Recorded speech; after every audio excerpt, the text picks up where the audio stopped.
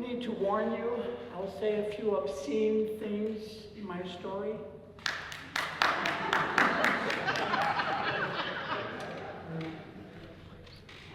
Why? I'm a revolutionary. I'm 9 years old. My family moves from a suburb of New Jersey to Gainesville, Florida. Deep South, Jim Crow era. I'm shocked to learn I have to go to an all-white, segregated elementary school named for a Confederate general. My family joins an all-white church. They join an all-white country club. Nobody of any type of color is allowed except white people. I read Martin Luther King's book, Why We Can't Wait. I'm telling my mother in the car about a racial injustice I'm reading about. She says, you know, you can't change the world. It breaks my heart. If that's true, and we can't stop injustice, humanity's doomed. I'm 18 now. I started college, a Quaker college, Earlham College in Indiana. But the more I'm reading about the Vietnam War, the more it doesn't sound like a good solution to international disagreements. I hang a flag, American flag, in my dorm room, but it's upside down, a symbol of dire distress of our country. I have a poster with the words of the Cuban revolutionary Che Guevara, saying, at the risk of sounding ridiculous, I would say that the true revolutionary is guided by great feelings of love. That's what I want to be, I think. I want to change the world, stop injustice as fast as possible, but I want to do it with love. I make an application to be a conscientious objector to the war. I mail it into the government. A little bit later, I change my mind. I burn my draft card. I type a letter to the government explaining I just broke the law, I'm not going to follow it anymore, and I mail it to them. My good friend at Earlham, Larry Anderson, he does it. He burns his draft card on the lawn of the Selective Service and has a picnic there with his friends until the police come to take him away. I go to his trial, a jury trial. He's not allowed to say anything about the war. He's not allowed to say why he burned his draft card. He's not allowed to say why he chose civil disobedience. The jury takes only 20 minutes to decide he's guilty. He's taken away in handcuffs for 2 years in the federal penitentiary. I did the same thing. But 2 years later, when the war ends, I call the Selective Service because the draft has ended. They say, no, there's no case about you. You got a high lottery number? No problem. I know there were 500,000 other young people who were also draft resistors, and that's why they didn't bother to prosecute me. I learned, scientists say, that children develop a sense of fairness at the age of 15 months. Children know what is fair.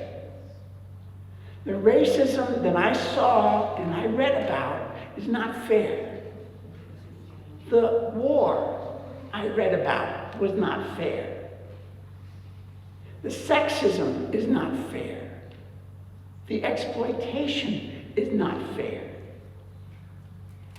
I'm now 21. I see a little sign for a free yoga class. Back then, only Only hippies and weirdos did any yoga, but it was free. I went. I loved it. My body became more flexible. I felt full of energy. The teacher told me that a monk, dressed kind of like this, was coming for one day, and he would teach me a personal mantra and meditation if I wanted. Free. I like free. I went. And when he came to town, a gentleman who's sitting somewhere there, his name is Prakash, he came with him. And he said that actually the founder of this yoga, the yoga master, was also a revolutionary. And he started something called PROUD, an alternative to capitalism and communism. Because the founder wrote,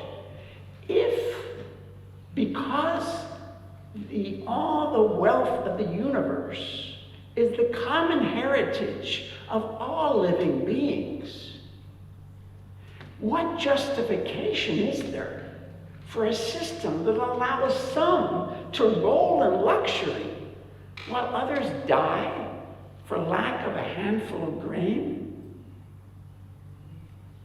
You say this yoga is also a revolutionary? Sign me up, I'm in. I'm 24 now. I'm on a plane for the first time leaving the United States, and I'm scared to death. I'm scared because I know, first of all, I'm leaving the only country I've ever known. And our organization, Ananda Marg, is going to send me to other countries, not back to this one. I'm scared because I know the training center outside Varanasi, an old country house, has no running water, no electricity, a big well in the back, not even any toilets. It's very ecological, actually. We fertilize the fields. And I'm scared most of all because I'm supposed to be celibate the rest of my life. I don't know what I'm going to feel like tomorrow, what to speak of the rest of my life. But I learned there's a certain system to the madness. Many people talk about world peace. I think we need to spend time with people from other cultures and countries in order to make world peace. I've lived in 32 countries. I've learned so much from the people of all those countries. My time in the poverty of the training center means I'm comfortable. I can visit any slum, any favela, any village in the world. I've been there, I'm comfortable. And being celibate means I can work 24/7. Relationships, you might have noticed, take time and responsibility. I'm free, and I can go anywhere. In this country, every night, 550,000 people don't have a home to sleep in. At the same time, the U.S. Census Bureau reports that there are 6 empty houses for every homeless man, woman, and child.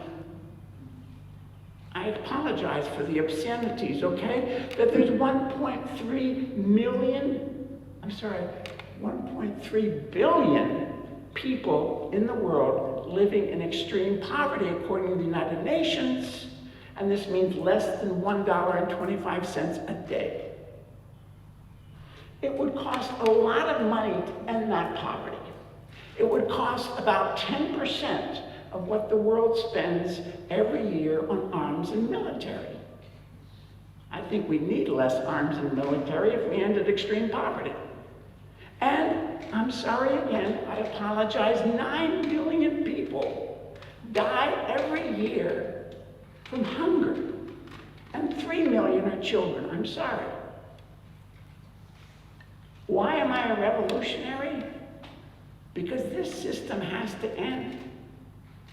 The native peoples all knew that greed is a mental disease. We need to share what we have for everyone. There's more than enough for a high quality of life for everyone.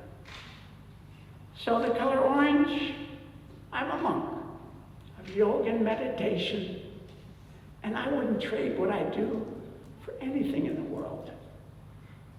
Thank you.